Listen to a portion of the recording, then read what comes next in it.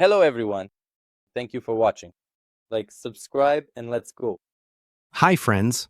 Please subscribe and help me reach my first 1,000 subscribers. Thank you. I hope you enjoy this story. Let's go.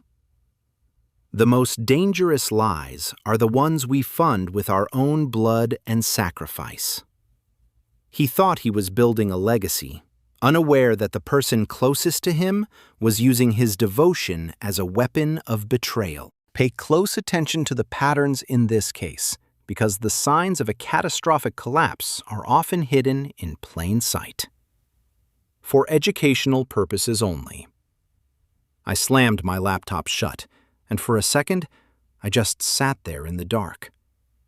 My neck was screaming, a sharp, jagged spike of pain that reminded me I'd spent the last 12 hours billing hours for corporate sharks who had not even sent flowers to my funeral.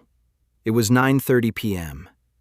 Outside, Manhattan was a cold, electric hive, but my office on the 42nd floor felt like a high-end tomb. The air was recycled. The coffee in my mug tasted like burnt battery acid, and the silence was heavy enough to crush a man. I was 40 years old. I'd spent 2 decades climbing a ladder, only to find out it was leaning against the wrong wall. I looked at the photos on my desk, me and Olivia in Tuscany 5 years ago. We looked human back then. Now, we were just 2 ghosts sharing a high mortgage apartment in the Upper West Side. I stuffed the contracts into my leather bag. I used to be a guy who took the world by the throat.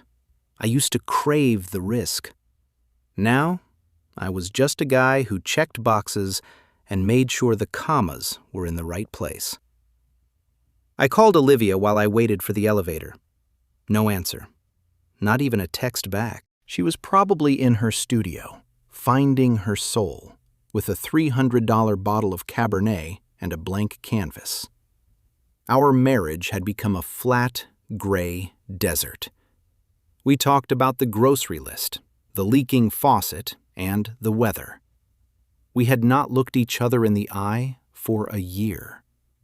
I'd given her everything. 5 years ago, I missed my own father's funeral because I was in Tokyo, closing the deal that funded her first solo exhibition. I chose her dreams over my own goodbye. I thought I was building a foundation. I did not realize I was just building a pedestal for a woman who would eventually spit on my face. When I walked into the apartment, the smell of expensive candles hit me. Olivia was on the sofa, her legs tucked under her, staring at some glossy magazine like it held the secrets to the universe. She did not look up. "Michael, we have a problem," she said. Her voice was thin, restless, dangerous. "The sink again?" I muttered, dropping my bag. "No, us." She finally looked at me, and her eyes were bright with a fever I had not seen in a long time. "Our marriage is a flat line, Michael. We're middle-aged, boring, and dead inside. I can't not breathe in this routine anymore." She tossed a heavy, matte black card onto the coffee table. It had a single word embossed in gold. Vipera. "It's an elite club," she whispered. "No names, total anonymity. Everyone wears a mask. It's about the thrill of being someone else for a night. We need a jolt, Michael. We need to do something that scares us, or I'm going to lose my mind." I looked at the card. I'm a senior partner at a top-tier firm. I know exactly what kind of scary things happen in places like that. My gut told me to burn that card and take her to a quiet dinner in Connecticut. But I looked at her, at the desperation in her face, and I felt a weak, stupid hope that maybe this would fix us. "Fine," I said, rubbing my eyes. "One night. We go together, we stay together. No games." She smiled then, but it was not the smile of a woman in love. It was the smile of a person who just saw a cage door swing open. The next Saturday, we pulled up to a nondescript townhouse in Chelsea. No sign, no valet, just a heavy iron door and a guy in a tuxedo who looked like he'd killed people for less than a tip. The air inside hit me like a physical weight, a mix of heavy sandalwood, acrid sweat, and the electric hum of people looking for a way to sin. They handed us the masks. Mine was a matte black bird of prey. Hers was a delicate gold filigree with rhinestones that looked like jagged teeth. "No names," the girl at the check-in whispered, her own eyes dark behind a lace veil. "Only skin and instinct." The second Olivia tied that mask on, she changed. Her posture straightened. She did not walk, she prowled. She dragged me toward the bar, weaving through the crowd of faceless bodies in silk and leather. She did not notice when I reached out to adjust her cloak and slipped my Apple Watch into her clutch.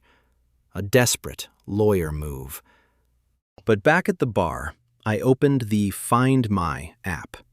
Her heart rate was climbing on the remote display. 145 beats per minute. She was not dancing. She was in a sprint.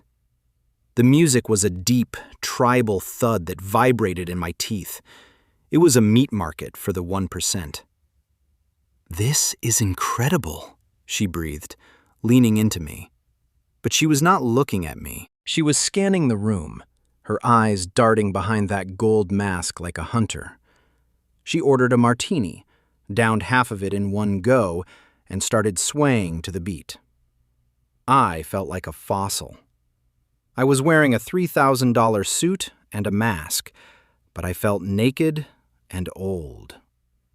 "I need to use the restroom," she said, leaning in so close I could smell the gin and the heat coming off her skin. "Stay here, Michael. Do not be a buzzkill." She slipped away. 10 minutes turned into 20. 20 turned into 40. I stood by the bar, the bourbon in my hand turning warm. My lawyer brain was screaming, "Red alert." I walked toward the back hallway, where the red velvet curtains draped over the VIP wing. A guy the size of a refrigerator stepped in front of me. "Invites only," he growled. "My wife is back there," I said, my voice dropping an octave. "There are no wives here, pal. Only guests. Move back." I saw a flash of gold through the gap in the curtains. I heard a laugh, that high, melodic laugh Olivia only used when she was truly happy. And then I heard a sound that made my heart stop and then start again, like a hammer hitting an anvil. A moan. Low, rhythmic, and filthy. I tried to push past, but the guard shoved me back so hard I hit the wall. "Last warning, Birdman," he hissed. "Go back to the bar, or you leave in an ambulance." I did not wait 2 hours this time. I went back to the bar, downed 2 more doubles, and sat there in the dark, watching the hallway like a man watching his own execution. When she finally came out an hour later, she looked like she'd been through a war. Her mask was hanging by one string, her hair was a bird's nest, and her skin was flushed a deep, angry red. She looked alive. She looked ecstatic. "Where were you?" I asked, my voice dead. "Just getting lost in the music, Michael. Relax. You're always so tense." The ride home was a tomb. I watched her in the rear view. She was touching her neck, smiling at the window. She did not even notice me. The next morning, the sun was a white-hot blade through the curtains. I woke up at 9 a.m. and looked at the woman sleeping next to me. She was out cold, a faint smile on her lips. I pulled back the duvet to get up, and that's when I saw it. On her inner thigh, just above the knee, a deep, violent purple bruise. It was not a thumbprint. It was a bite. The perfect, jagged arc of human teeth. I did not go to work. I did not call the firm. I grabbed her by the arm and ripped her out of sleep. "Who bit you?" I roared. She blinked, the fog of sleep clearing, and then she saw the mark. She did not even try to hide it. She just sat up, reached for her robe, and looked at me with a coldness that froze my marrow. "It was a party, Michael. You wanted to be alive. Well, this is what life looks like when you are not the one living it." "I'm your husband." "You're a billable hour in a suit," she spat. "Maybe if you were man enough to keep me interested, I would not have to find excitement behind a curtain." I left the room. I sat in my office at home and called the guy I'd kept out of prison 5 years ago. "I need the VIP footage from Vipera," I told him. "Last night, room 4. Now." An hour later, the file hit my phone. I opened it, ready to see a stranger. But as the woman in the gold mask took off her disguise, so did the man holding her. My heart did not just break, it shattered. The man in the video, the one laughing as he bit into my wife's skin, was David, my senior partner, my best friend. The man who had been telling me to work harder so I could make partner. They were not just cheating. They were laughing at me. Every late night I spent in that office, they were together, using my money, using my time. The lawyer in me died right then. The hunter took over. I sat in my Ford for 30 minutes, the engine idling, watching the morning commuters walk past. They looked so normal, so safe. They had no idea that a mile away, in a glass tower on Madison Avenue, the man I called my brother was probably sitting in his leather chair, sipping a latte and planning how to steal the rest of my life. "Keep me interested," Olivia had said. Oh, I was going to keep them interested. I was going to give them a front row seat to their own execution. First, I drove to the firm. I did not go to my office. I went to the server room. The IT kid, a nervous 20-something named Kyle, looked up from his monitors. He knew I was a senior partner. He did not know I was a man with a hollow chest and a thirst for fire. "Kyle," I said, my voice as flat as a dial tone, "I need a mirror of David's private server. Everything. Every email, every offshore wire, every confidential memo from the last 3 years." "Sir, I need authorization for. I know about the crypto mining rig you've been running in the basement using the firm's electricity, Kyle. I kept it out of the last audit. Now, mirror David's private directory to this drive. You have 10 minutes before I decide to become an honest partner and report you to the board." While the data drained onto a thumb drive, I made a call to the Soho Gallery. I'd spent $50,000 over the last year investing in Olivia's career. I called the owner, a pretentious guy named Julian. "The Stone exhibition," I said. "I'm pulling my sponsorship effective immediately. And Julian, I've reclassified my last loan to you as a high-interest demand note. I want the full $200,000 back by the end of business today, or I'll have a lien on your gallery by morning." The sound of Julian's voice cracking was the first bit of warmth I'd felt in days. I went home. Olivia was in the kitchen, dressed in a silk robe that cost more than a teacher's monthly salary. She was humming. Humming. Like she had not just torn my soul out of my chest. "You're back early," she said, not even looking up from her iPad. "I forgot something," I said. I walked to the counter and laid the thumb drive next to her fruit bowl. "I forgot to show you the finale of your little masquerade." She looked at the drive, then at me. "What is this, Michael? Another one of your evidence files? You're so predictable." "Open it," I said. She plugged it into her laptop. I watched her face. First, the boredom. Then, the realization. Then, the pure, unadulterated terror. It was not just the club footage. It was the emails. Years of them. David telling her how he was going to squeeze me out of the firm. Olivia telling him how boring I was while she spent my money on jewelry for their secret weekends in the Hamptons. "Michael, wait," she started, her voice trembling. Wait for what? For David to tell me I'm made partner while he's laughing behind my back? For you to buy another canvas with the money I earned while I was working 12-hour days to give you a dream life? I walked to the front door and opened it wide. 2 guys from the moving crew were already on the landing. "Everything," I told them. "If I did not pay for it with my own blood, it goes in the trash. Start with the studio." "You cannot do this," she screamed, rushing at me. I did not even flinch.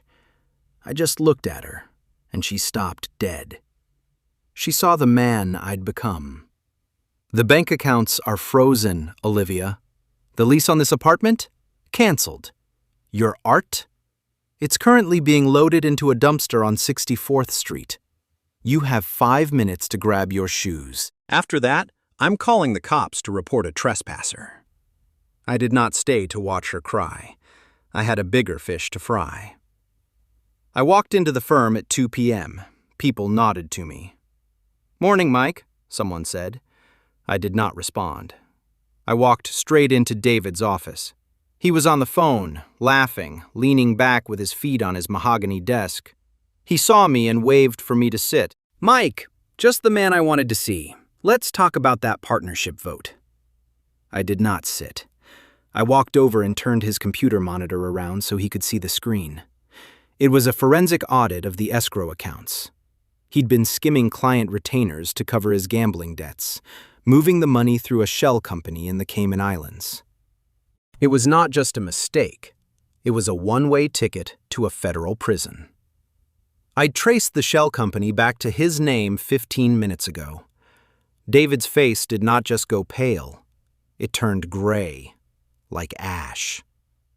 "Michael, listen, I can explain that. It's a temporary move for It's embezzlement, David, and I have the logs. I also have the footage from Vipera and the emails you sent my wife on the firm's encrypted server."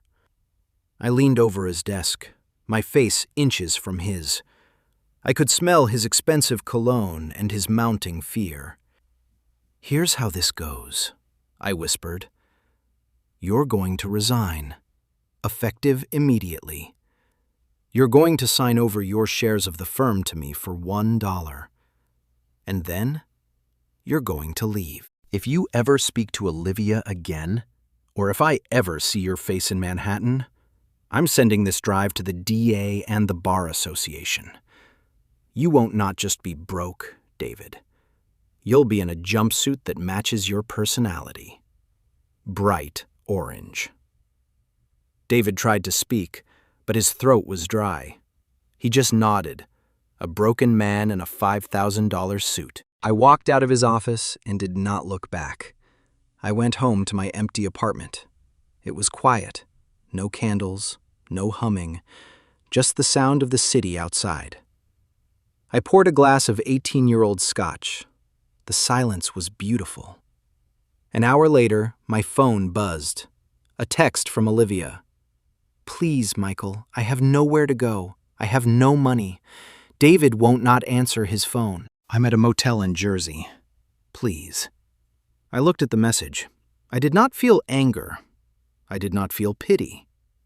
I just felt finished. I did not delete the message. Not yet. I took a high-resolution photo of the bite mark on her leg, the purple, jagged proof of her filth. I sent it back to her with a single sentence. "Tell David this is going to look beautiful in the disbarment hearing and the divorce court." Then, I blocked the number. Then I went to the window and looked out at the lights of the city. The masquerade was over.